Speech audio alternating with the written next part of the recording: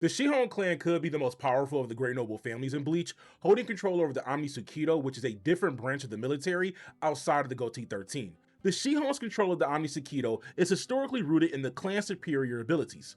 As the most talented among the five great noble houses, the Shihon have historically filled the role of commander-in-chief throughout the generations, while their clan leader also serves as captain of Division 2 within the Goatee 13.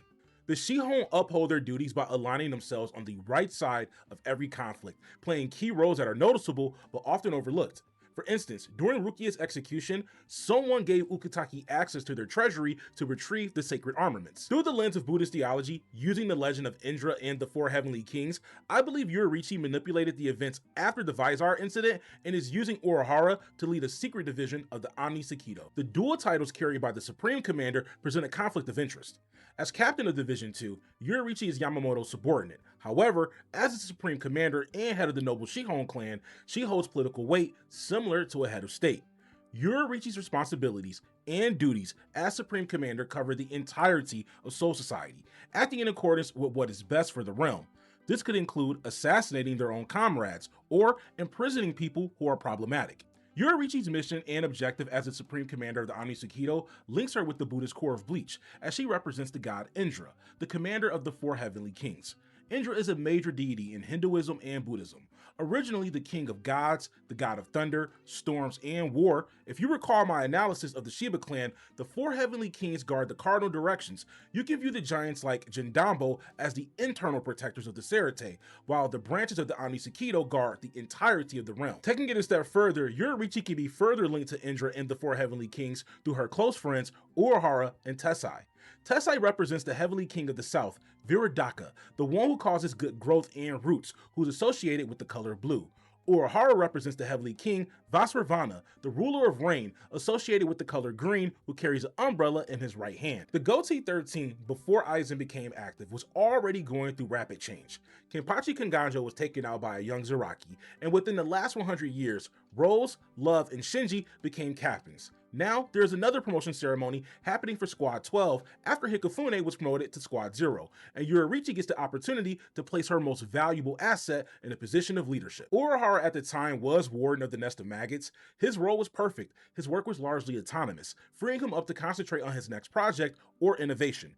His promotion to captain was partly due to timing, but also due to Yourichi's ambitions. Tessai was already commander of the Kido Corps, and now with Urahara promoted to captain, he has access to more resources, and the Shihons now have a valuable asset at key positions on every branch of the military. Compared to other captains, Urahara entered the role with an unprecedented level of freedom and independence. He was allowed to establish the Research and Development Institute, and throughout that process was allowed on Yourichi's orders to do as he pleased. This included bringing Hiyori to the Nest of Maggots, and also offering Mayuri a position on his team. This is a sticking point for me, because I don't believe Urahara thought he would be in that role forever or for long. It's almost as if he planned on Mayuri taking over for him from the start. Only Yourichi truly knew what Urahara was up to, and it was on her orders that he was allowed to operate without oversight. As captain of Division 12, Urahara is undeniably a Shihon plant. I want to point out that Urahara's mindset and his commitment to the structure of Soul Society was crafted under the guidance of the Shihon clan. It is only fitting that the most loyal of the Shinigami operate in secret or directly tied to the central authority to uphold the realm and fulfill their duties. Sticking with the symbolism of the four heavenly kings, look at the Shihon family crest. In the center, you see the inverted crescent moon. In Buddhism, this symbolism is connected to the Unalome, representing the path to enlightenment. The four maple leaves positioned at the cardinal directions represent the known divisions of the Omnitsukido. The four known branches represented in each direction are the Punishment Force, the Patrol Corps, the Detention Unit, and the Inner Court Guard. These branches are officially numbered 1, 2, 3, and 5. Looking back at the Shihon family crest, the lines and directions I believe represent the unknown 4th branch. The placement of Urahara in Squad 12, Tessai as commander of the Kido Corps, could be interpreted as sheer luck. However, in scenarios where someone like Aizen can manipulate Central 46, or when the Goatee 13 is fully compromised, who looks out for the best interests of Soul Society when the problem is politics and not power? Someone other than Squad 0 has to do the work. I believe the Supreme Commander and head of the Shihon family exist in a position of immunity that allows them to act without consequence, as long as it serves the best interests of Soul Society. I believe this is what the fourth branch of the Omnitsukido is responsible for, and Yourichi assembled them during the captain's meeting, taking advantage of Yamamoto's poor personnel choices. Yourichi, like many others, carries a great amount of respect for Captain Yamamoto, but understands that his loyalty to structure is harmful to progress. His inclusion of both captain and vice captain of the Kido Corps were risky. Shunsui independently made the call to swap in Lisa for Tessai, ensuring the Kido commander was okay with the change. If you pay close attention to Yourichi's expression, you can tell she already had a plan of action and was going to use the situation in her favor. Urahara would have been the most beneficial choice to send to the front lines, a move he insisted on considering his subordinate Hiyori was already out there fighting. Yourichi telling him to get it together over Hiyori was just a formality, words from a veteran to a rookie captain regarding the current situation. Yourichi knew, just as Tessai did, that Urahara was going to the front lines no matter what. This is where it becomes clear that Yourichi already had a set strategy to address the problem and intended to use Urahara's defiant actions to her and his benefit. Now, the most critical part of the Vizard incident comes after Urahara and Tessai interrupt Aizen, Tozen, and Gin. Urahara was able to call out Aizen's lies immediately, easily concluding that holification experiments were taking place. Although Aizen and the others managed to escape, Urahara and Tessai made the decision to use Forbidden Kido to transport the holified Shinigami, where Urahara broke his one rule, attempting to stabilize them using the Hogiku.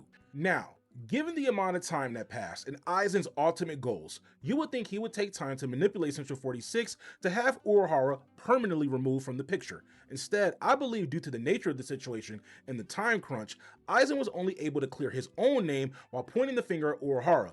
But there was no manipulation needed. The evidence, the use of Forbidden Kido, the holification subjects, and the Hogiku was all found in Urahara's lab. But this is where we start to see signs of a different kind of manipulation. Every king needs a queen. Even with Urahara's brilliance, Aizen had him in checkmate during the Vizard incident. The sentences handed down by Central 46 would have removed them permanently. Tessai was headed to the level 3 of the underground prison, the Shogo, and Urahara faced exile and stripping of his powers. All of the evidence was locked in Urahara's lab, yet Yourichi managed to retrieve the holified bodies, the Hogiku, and experimental Gigai. She transported them all to the underground facility and still made it to the trial in time to break out Urahara and Tessai with almost seemingly zero resistance, which is either a contender for one of the greatest feats of speed and strength in manga, or there was a level of compliance by the Omnitsukido, which is possible considering who Yourichi is. Aizen is strategic and calculating, but so is Yourichi. She doesn't just play Aizen's game, she plays the whole board. Putting Urahara in the nest of maggots and then influencing his promotion to Squad 12 was a deliberate process to give Urahara the most freedom possible. With Aizen compromising Central 46 and heavily entrenched in the Goatee 13, staying in Soul Society really wasn't a great option. To be effective, they had to operate from the outside. Yourichi knew what was happening from Shinji before Urahara even made a move. Her maneuvering was all preparation for Urahara. His defiance to go into the front lines is what made her moves possible. Yourichi using her noble status to turn the Vizard incident into a long-term strategic win for Soul Society is exactly what I expect of the Supreme Leader. Under Yourichi, in theory, the Omnitsukido demonstrated exactly how special forces should operate. She used Aizen's own manipulation to secure the advantage for Soul Society that eventually led to his defeat. Now you have the most dangerous branch of the secret forces posing as a small candy shop run by the strongest Kido user Tessai and the brilliant mind of Urahara. It's the perfect cover.